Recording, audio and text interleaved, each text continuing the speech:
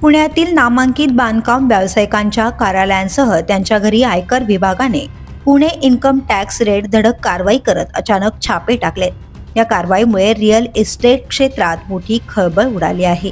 मिळालेल्या माहितीनुसार कोहिनूर ग्रुपचे प्रमुख कृष्णकुमार गोयल यांच्या सेनापती बापट रोडवरील ICC टॉवरमधील कार्यालयात तसेच सीन सोसायटीमधील निवासस्थानी आयकर विभागाने छापा टाकला।